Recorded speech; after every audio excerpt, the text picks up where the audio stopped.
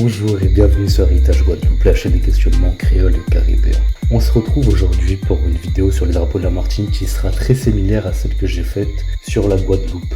Lien dans la description, dont le titre était « Quel est le vrai drapeau de la Guadeloupe ?» Ici, ça sera « Quel est le vrai drapeau de la Martinique ?»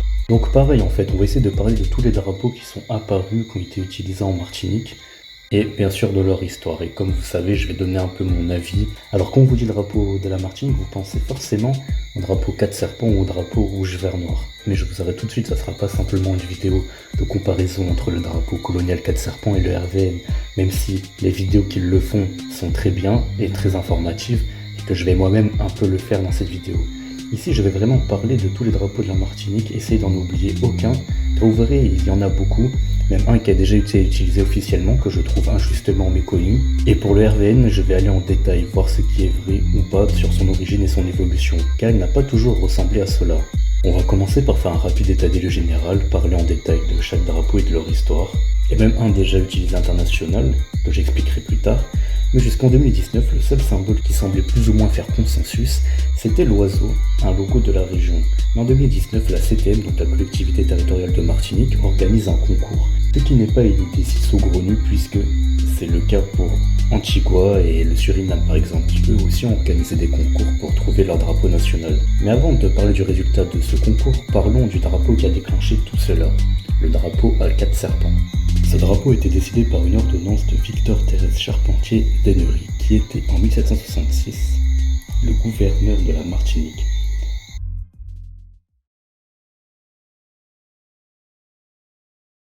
Toutes les places du royaume et colonies de Saint-Domingue ayant un pavillon distinctif et particulier pour chacune d'elles, afin qu'on puisse reconnaître de loin de quel port au pays sont les bâtiments qui paraissent lorsqu'ils veulent entrer dans quelques ports ou rades des colonies françaises ou du royaume, ou lorsqu'ils approchent des côtes, il nous parut nécessaire d'en indiquer un pour les colonies de la Martinique et Sainte-Lucie, qui sera ci-après désigné. Nous, etc., statuons et ordonnons ce qui suit. Article 1. Article 1er. Tout propriétaire de vaisseaux, bâtiments, goélettes et bateaux dépendant du gouvernement de la Martinique et de Sainte-Lucie feront pourvoir leur bâtiment d'un pavillon bleu avec une croix blanche, qui partagera le dit pavillon en 4. Dans chaque carré bleu et au milieu du carré, il y aura la figure d'un serpent en blanc, de façon qu'il y aura 4 serpents blancs dans le dit pavillon, qui sera reconnu dorénavant pour celui de la Martinique et Sainte-Lucie. Alors pour aller un peu plus loin, on peut se demander pourquoi est-ce que ce design, pourquoi est-ce que cette forme a été choisie pour créer ce drapeau par le gouverneur de la Martinique. Alors tout simplement parce que le drapeau que vous voyez à l'écran avec une croix blanche au milieu qui sépare en 4 le drapeau, c'est tout simplement le drapeau de la marine royale française. Donc en fait, toutes les colonies françaises ont eu plus ou moins un drapeau équivalent. C'est-à-dire que lorsque les colons français voulaient donner un drapeau à une de leurs colonies, ils prenaient le drapeau de la marine. Pourquoi la marine? Parce que c'est à travers la marine qu'ils arrivaient donc sur ces colonies. Donc on peut voir avant le drapeau de la Martinique, il y avait le drapeau par exemple de la Nouvelle-France. La Nouvelle-France, c'est tous les territoires en Amérique du Nord, qui était appelé comme ça la Nouvelle-France. Donc je peux vous montrer le drapeau pour l'Acadie, donc qui est un territoire au Canada. Et pareil pour la Louisiane française.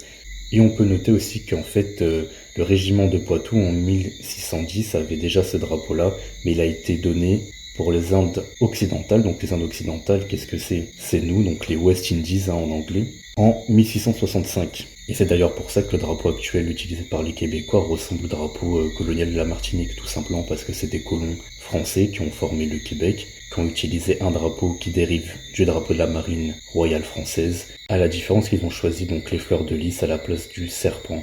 À l'écran, je vous mets aussi des drapeaux utilisés pendant les manifestations historiques au Québec. Bon, vous voyez vraiment le rapport. Alors on en a fini avec ce drapeau, j'espère avoir pu vous apprendre quelque chose en allant un petit peu plus loin, en expliquant pourquoi il avait cette forme, et pas m'arrêter simplement à dire que c'était un drapeau colonial. Et en réalité, ce drapeau n'a plus réellement été utilisé après à l'époque moderne, mais il a toujours été utilisé dans certaines instances. Par exemple, les policiers, les gendarmes en Martinique avaient ce logo-là.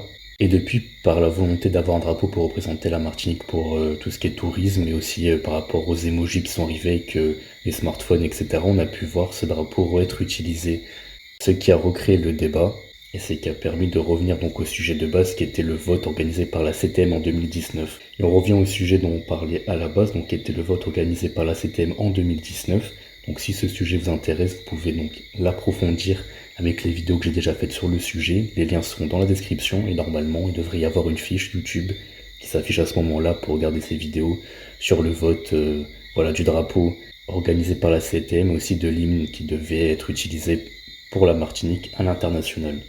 Je vais donc pas plus m'étendre sur ce vote, on va directement arriver au résultat qui a donné ce drapeau intitulé Ipséité par son créateur. Alors ce drapeau n'a pas rencontré un franc succès, moi aussi je l'aime pas tant que ça, même si évidemment il faut féliciter son créateur d'avoir voulu participer à la création de symboles nationaux pour son île, mais voilà, il n'est pas du tout utilisé de manière populaire sur l'île, mais on peut voir de temps en temps qu'il est utilisé à l'international, parce que par exemple, si vous avez suivi la Gold Cup, vous voyez que la Guadeloupe, Martinique et Guyane sont souvent représentées par le drapeau français bleu, blanc, rouge, mais quelquefois, les instances qui s'occupent d'organiser la Gold Cup utilisaient quand même ce drapeau-là pour représenter la Martinique. On peut aussi voir sur le site de l'Organisation des États de l'Est de la Caraïbe que ce drapeau est aussi utilisé pour représenter la Caraïbe. Mais il n'a pas beaucoup de succès au sein du peuple et tendra sûrement à tomber en désuétude au fil du temps. Et justement, en parlant de représentation à l'international, dans le monde du sport, on arrive au sujet suivant, qui est le drapeau qui a déjà été utilisé par des Martiniquais pour être représenté à l'international et qui est malheureusement trop méconnu à mon goût. On pourrait même l'appeler le 6 couleurs. Alors comme vous voyez, c'est un drapeau qui se veut ne pas être politique, donc il reprend le rouge vert noir mais aussi un peu le bleu blanc rouge, même si on peut le tourner un peu autrement. Alors d'où nous vient ce drapeau?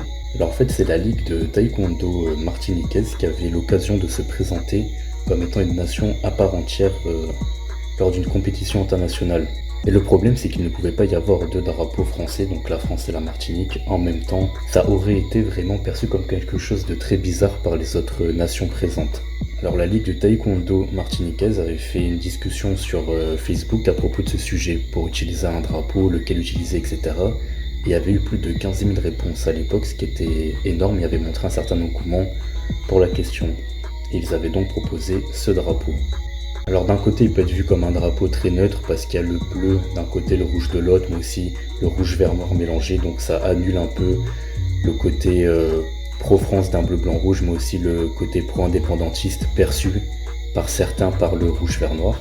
Alors il faut savoir que les couleurs ont été choisies aussi parce qu'elles représentaient les couleurs des ceintures du taekwondo, mais on peut aussi voir d'autres couleurs, donc bien sûr le rouge vert noir connu du drapeau dit indépendantiste, mais aussi le bleu et le jaune, donc le jaune pour le soleil qui en plus sont rayons, donc ça montre vraiment le rayonnement du soleil ou le rayonnement de la Martinique, et le bleu pour la mer. Et certains trouvaient que c'était un bon drapeau pour être vraiment neutre politiquement, vu que certains associent le RVN comme un drapeau uniquement indépendantiste, alors que celui-ci avec d'autres couleurs et en plus du bleu en plus permet d'être plus neutre pour certains. Alors moi personnellement je n'ai rien de spécial contre ce drapeau.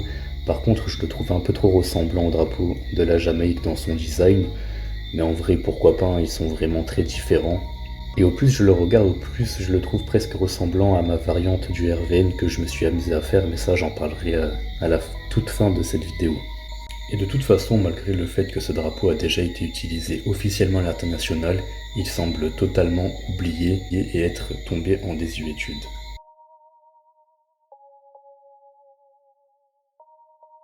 Alors avant de faire l'histoire du rouge vert noir, je vais un peu parler des autres drapeaux que l'on peut voir sur l'île.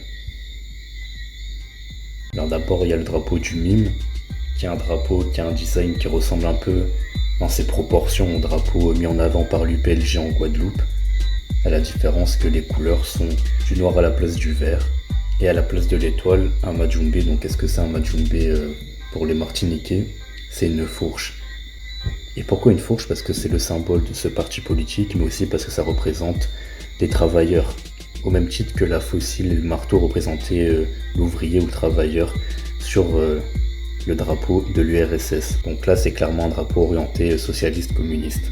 Mais je voulais un petit peu en parler à part. Donc personnellement, je n'ai rien contre ce drapeau, je lui trouve aucun défaut.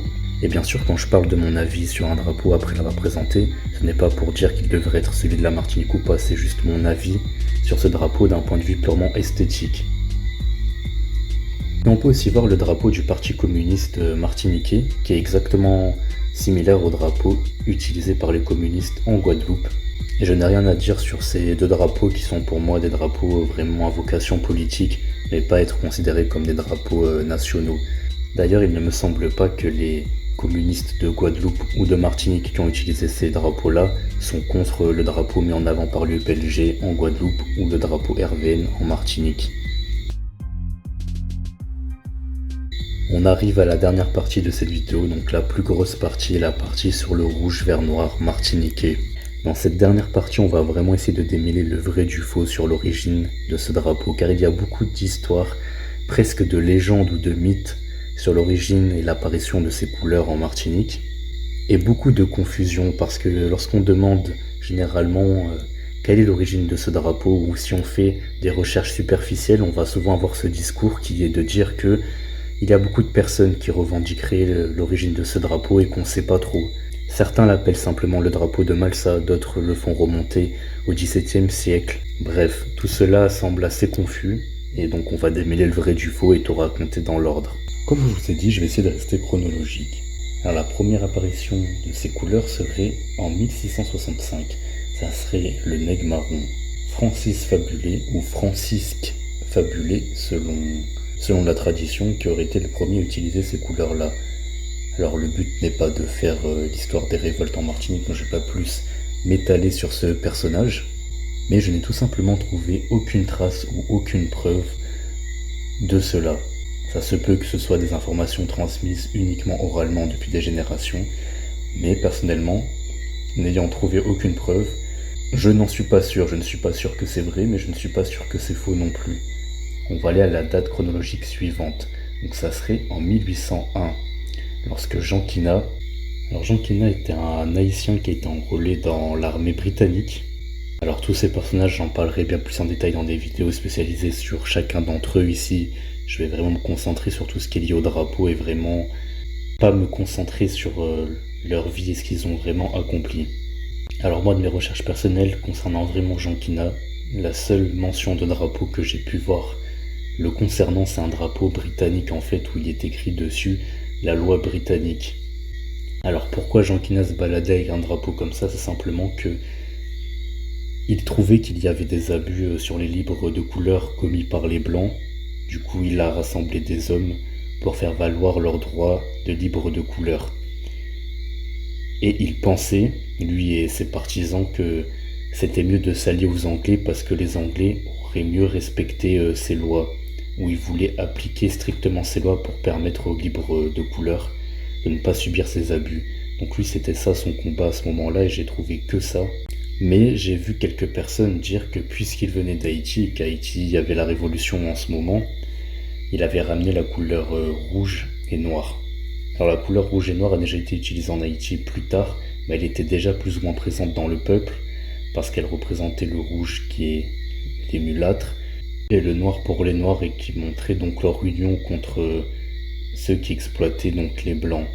Alors c'est vrai que dit comme ça, il y a une certaine logique, mais je n'ai trouvé aucune preuve de ces propos, et les seules preuves que j'ai réellement trouvées, c'était de dire qu'il se baladait avec un drapeau britannique. Alors continuons dans le temps, et là on tombe à 1822. Alors 1822, j'ai trouvé en fait personne revendiquait cet événement-là, mais je me permets de le faire parce que j'ai fait des recherches dessus, et j'ai vu. Au début, ça m'a un peu perturbé parce que j'avais fait une recherche très rapide. J'avais vu qu'il y avait bien des gens qui s'habillaient en chemise rouge avec un voile sur la tête qui était noir, mais en relisant bien, j'ai vu qu'en fait ils avaient été revêtus comme ça avant d'être exécutés en fait. Donc à aucun moment ils avaient choisi de s'habiller comme ça pour revendiquer ces couleurs-là. Ça leur avait été imposé en fait. Donc là on avance encore dans le temps et on arrive en 1870, donc l'insurrection du Sud. Et il y a des propos prêtés au gouverneur de l'époque, dans le gouverneur Manche de Loane. Et voici les propos qui lui sont prêtés, ça s'affiche à l'écran. Et moi personnellement, je me suis procuré une copie de ce qu'il a écrit à l'époque, donc c'est trouvable sur internet. Encore une fois, toutes les sources seront en description, et je n'ai trouvé nulle part cette phrase. Donc, soit la version que j'ai est une version censurée, donc soit il n'a jamais dit ça et ça a été peut-être inventé, soit ça a été inventé, soit je ne sais vraiment pas d'où vient cette citation parce que j'ai vraiment le document, enfin la copie officielle de ce document et je n'ai trouvé nulle part cette phrase. Mais encore une fois, si des gens plus informés ont plus d'informations sur le sujet, n'hésitez pas dans les commentaires à me faire savoir et je ferai une vidéo de correction plus tard. On a donc vu dans l'ordre chronologique tous les événements qui sont rapportés comme étant les premiers événements qui ont pu voir naître l'utilisation de ces couleurs rouge, vert, noir. Et on a vu qu'au final, ces preuves sont vraiment très faibles. Et en réalité, il y a même chez des personnes qui prônent le rouge, vert, noir, des gens qui disent qu'il n'y a pas vraiment de preuves que ça a déjà été utilisé par le passé. Alors passons directement à l'époque moderne. Nous sommes dans les années 60, en France et dans la Caraïbe. La révolution cubaine est faite. Presque toutes les îles de la Caraïbe sont en train de prendre leur indépendance, ou l'ont déjà prise. De même en Afrique. L'Afrique qui a un écho tout particulier en France, avec sa guerre d'Algérie, qui prend sa fin en 1962, et toutes ces possessions en Afrique, qui dans la même période deviennent des pays souverains. En Martinique naît l'OJAM, l'organisation de la jeunesse anticolonialiste de la Martinique. Il placarde alors dans les rues un manifeste, le manifeste de l'OJAM, qui est signé par 18 Martiniquais. Alors il faut savoir qu'à l'époque des propos autonomistes ou indépendantistes pouvaient mener à la prison.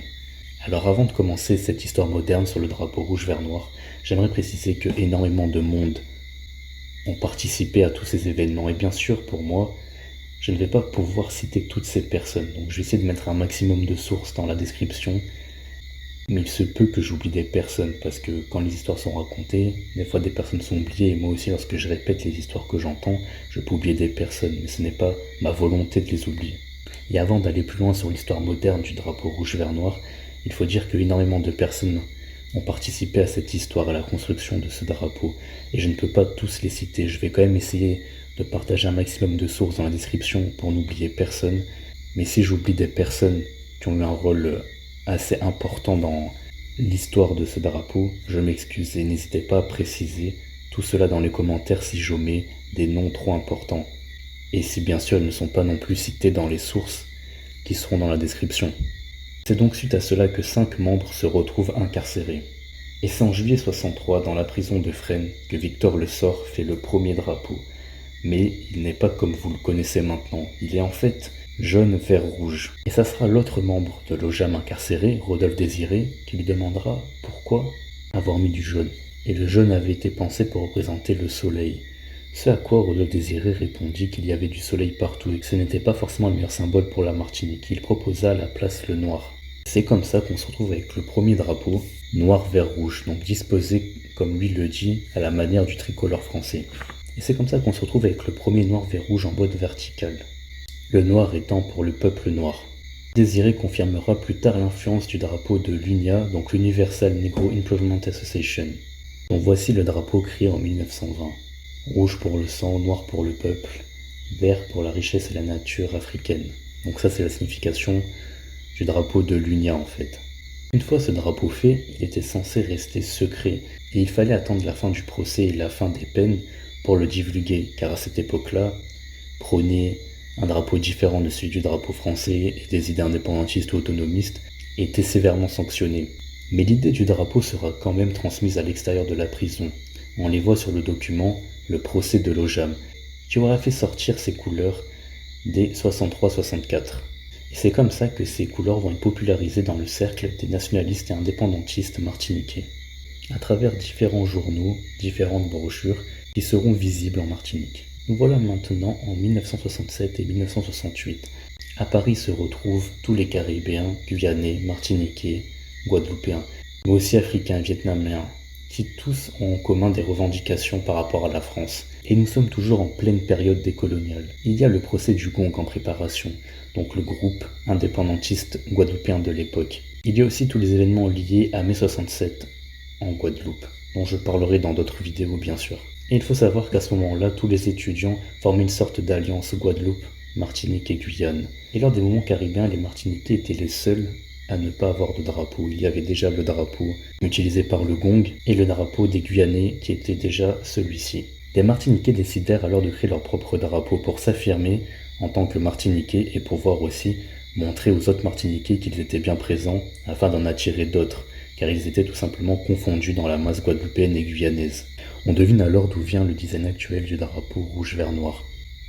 Il est inspiré du drapeau utilisé par les Guadeloupéens à l'époque, qui est lui-même inspiré du drapeau cubain. Alex Ferdinand nous dira même qu'ils ont hésité à faire presque exactement le même drapeau. Alors vous voyez, le drapeau utilisé par les Guadeloupéens à l'époque était simplement le drapeau cubain, avec des bandes vertes à la place des bandes bleues. Ils ont donc pris cette idée et l'ont mis à leur sauce rouge, vert, noir, en le limitant seulement à 2 bandes, une bande verte et une bande noire. Et pourquoi du rouge, vert, noir? Alex Ferdinand nous confirmera bien être tombé sur ces couleurs sur les brochures Conscience antillaise et Procès de l'Ojam, qui d'ailleurs était imprimé en Guadeloupe pour l'anecdote. Et la première fois qu'il était utilisé, c'était donc à Paris, cousu par Marie-André Mans. Et lorsque plus tard le MLNM, donc le Mouvement de Libération Nationale Martiniquaise, voudra publier son propre journal, n'avait pas d'impression couleur à l'époque. Alors tout simplement, ils imprimaient le drapeau comme ça en écrivant RVN dans le drapeau pour faire comprendre rouge, vert, noir. Et c'est comme ça que le drapeau a commencé à être appelé pour la première fois le RVN. Il y aura ensuite différents journaux et publications qui permettront de populariser ce drapeau sous cette forme. Et je peux citer notamment le Majumbe qui aura qu'un seul numéro, je crois, si je me trompe pas.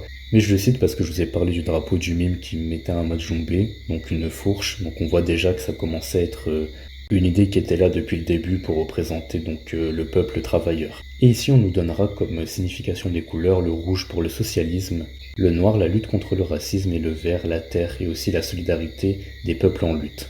En réalité là j'ai terminé de vous raconter comment on est arrivé à ce design final du rouge vert noir, mais j'aimerais continuer un petit peu l'histoire pour mieux comprendre d'autres confusions qu'il y a à son sujet. En 1974, pour la première fois, ce drapeau est brandi par plusieurs personnes en Martinique. Donc ça, c'est en 1974 en Martinique. Et puis fin 70, début 80, on peut voir une division dans les partis martiniquais. Et donc on va voir que ce drapeau va un petit peu tomber en désuétude et voir d'autres symboles, d'autres drapeaux apparaître. Donc le drapeau du mime, que je vous ai présenté plus tôt, dont certains membres veulent plutôt voir un drapeau concentré sur le rouge et les noirs uniquement, et aussi le drapeau du Parti communiste, même si ce parti n'a, à ma connaissance, jamais déclaré être particulièrement contre le rouge vert noir. Puis en 1989, Garcin Malsa est élu à Sainte-Anne et va décider de disposer le rouge vert noir devant sa mairie. Alors pourquoi? Donc là toujours on est dans un contexte où il y a l'ARC, donc l'Alliance révolutionnaire caribéenne. Donc là c'est une alliance Guadeloupe-Martinique-Guyane qui sert à faire valoir les idées indépendantiste à travers différentes actions. Et c'est dans ce contexte que Malsa va se demander comment revendiquer, comment marquer son identité. Et étant conscient de l'existence de ce drapeau, il va décider de l'utiliser. Mais entre-temps, un grand nombre de la population a oublié ce drapeau ou ne l'a tout simplement jamais connu. C'est pour ça que certains médias vont avoir tendance à appeler ce drapeau le drapeau de Malsa, qui est une appellation qui aura été très réductrice, voire dénigrante, incitant la majorité du public à réduire l'histoire du drapeau à une lubie d'un élu, et occultant toute l'histoire qu'il y avait derrière. Mais pour la suite, vous êtes déjà au courant, ce drapeau aura de plus en plus de popularité jusqu'en 2010 ou 2020, où la discussion sur le drapeau martiniquais prendra de plus en plus de place et où de plus en plus de Martiniquais vont découvrir ou redécouvrir le rouge vert noir et se retourner et l'adopter. Voilà toute l'histoire du drapeau rouge vert noir, de 1600 à nos jours. Alors je vais vous donner mon avis comme d'habitude. Alors comme ça, je n'ai rien à dire sur ce drapeau, je le trouve très bien comme il est. Mais le seul défaut que je pourrais lui donner, c'est qu'il ressemble beaucoup à un drapeau pan-arabe. Donc le pan-arabisme, c'est comme le panafricanisme ou d'autres idéologies, c'est l'idéologie de vouloir créer une union des Arabes. Il ressemble beaucoup à un drapeau pan-arabe. Alors qu'est-ce que c'est? Un drapeau pan-arabe, c'est un drapeau dont les couleurs représentent les Arabes et qui sont généralement utilisés par différents pays arabes. Donc je vais vous mettre des drapeaux pan-arabes. Et c'est vrai que lorsqu'on montre le drapeau rouge-vert-noir à des gens qui ne connaissent pas la Martinique, ils ont tous tendance à croire que c'est un drapeau soit palestinien ou qui a un rapport avec le Moyen-Orient. Alors pour moi, qu'est-ce qui manque au drapeau rouge-vert-noir pour être vraiment inscrit dans la Caraïbe? C'est un peu de jaune. Et je trouve cela assez logique de rajouter un peu de jaune parce que le premier à avoir réellement dans les temps modernes fait un drapeau rouge-vert-noir avait lui-même commencé à penser à du jaune. Donc ce n'est pas totalement sorti de nulle part de rajouter un peu de jaune à ce drapeau. Donc moi personnellement, si je devais l'améliorer à mon goût, ça serait comme ça.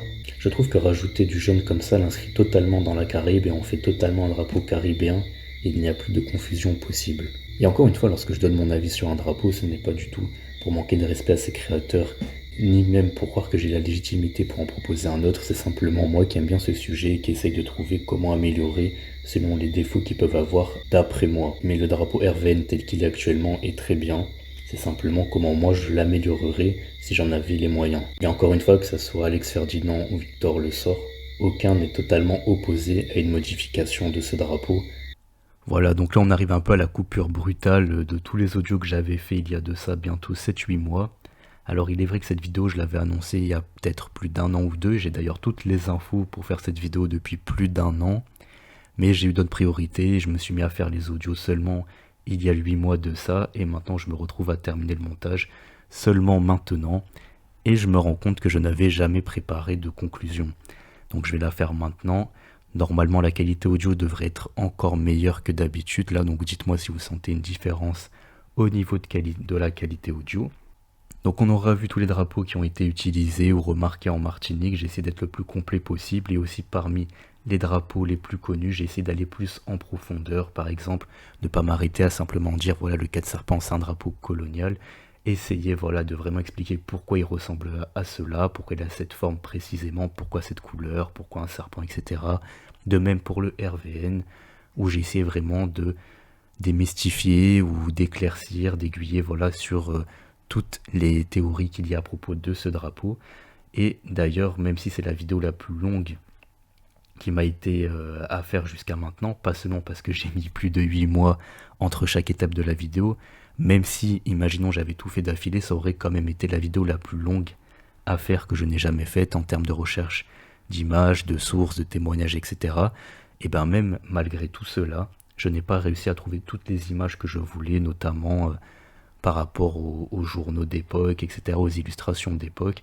Je pense que pour cela, il faudrait être en Martinique même et avoir les bons contacts pour avoir accès à tout cela en termes d'images. Par contre, j'ai trouvé tout ce que je voulais en termes de texte, de témoignages vidéo et d'articles. Et toutes les sources seront bien évidemment en description, et je recommande à tout le monde de faire un tour dans la description pour avoir toutes les sources et pour refaire un peu le travail que j'ai fait, et peut-être même avoir plus de détails et d'infos. Parce que même si cette vidéo va durer plus de 25 minutes, j'ai essayé de condenser et de tout remettre dans l'ordre, mais il y a peut-être des petits détails que j'ai pu omettre, ou simplement les articles qui me servent de source omettent eux-mêmes quelques détails. En tout cas, si vous êtes resté jusqu'à là, merci beaucoup d'être resté jusqu'à la fin. Comme d'habitude, vous connaissez la chanson sur YouTube, n'hésitez pas à partager, à liker. Je vous rappelle que j'ai un compte Utip pour soutenir, donc vous pouvez faire des dons ou regarder des pubs pour soutenir un petit peu la chaîne, et tout ça se voit concrètement dans mes lives, donc sur Twitter surtout, où je fais des lives de lecture et de débat à propos de livres que j'achète. Et si vous participez sur Utip, ça me permet donc de financer l'achat de ces livres. Donc tout cela est très concret et se vérifie voilà, lors des spaces que je fais régulièrement, et on a généralement plusieurs par semaine, c'est le soir, et n'hésitez pas du coup à me suivre sur Twitter pour participer à tout cela si ça vous intéresse.